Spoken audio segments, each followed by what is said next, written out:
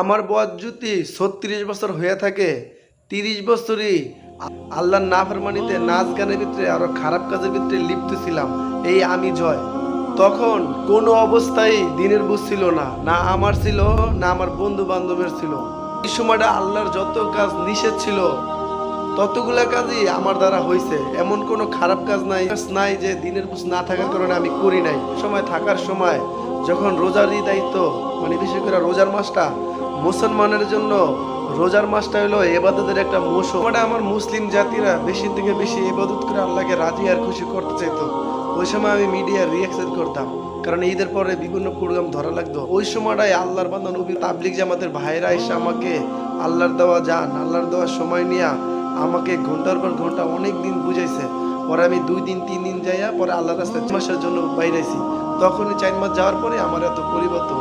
আসলে এই জন্য আল্লাহ বলে, যেই কথার ভিতরে কোনো বিনিময় থাকবে না, কোনো পারিশ্রম থাকবে না, ওই কথার ভিতরে আল্লাহর হেদায়েত করবে, ওই কথার ভিতরে তাসির আছে। এটার প্রমাণ আমি নিজে। দেখেন, আমার যে আল্লাহ রাস্তায় দিনের দাওয়াত দিয়ে যে মানুষগুলো আনছে, তারা না আমার থেকে কোনো বিনিময় নিছে, না আমার থেকে কোনো হাদিয়া নিছে, বরঞ্চ 4 মাস আমার ঘরে তারা বাজার সজা দিছে, আমাকে আল্লাহ রাস্তায় পাঠানোর জন্য 40-50 হাজার টাকাও দিছে আল্লাহ রাস্তায় যাওয়ার জন্য।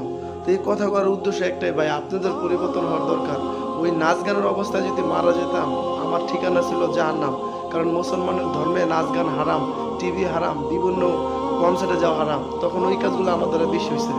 তখন আমার দিনের একটুও জ্ঞান ছিল না। যখন দিনের বুঝ পাইছি, তখন আল্লাহর কাছে নাক দিয়া খড়, এই কপাল মাটিতে লাগাই আল্লাহর কাছে তোবা করি। আল্লাহ বলে, বান্দা, আর তুমি যদি গুনাহ করতে করতে একদম আসমান বরাবর ঠেকায় ফেলাও, আর যদি একটা সুই ফেলানোর জায়গাও না থাকে, তাও বান্দা তুমি নৈরাইশও না, আমি আল্লাহ তোমার ওই গুনাহকে একই দ্বারা পরিবর্তন করে তোমার আমল নামায় দিয়ে দিব। সুবহানাল্লাহ। যদি তুমি নেক্সট ওই গুনাহগুলো আর না করো, ওই গুনার জন্য তুমি তোবা করো। আমার ভাই ও বোনেরা, বিশেষ করে যারা মিডিয়া জগতে আছেন, নাচ গান করেন, আল্লাহর রস্তে ফিরে আসেন। ওই জায়গা থেকে যদি মৃত্যুবরণ করেন, না আল্লাহর সাহায্য পাবেন, না নবীর সুপারিশ পাবেন, না জাহান্নামে যায় শান্তি পাবেন। জাহান্নাম একটা কষ্টর জায়গা।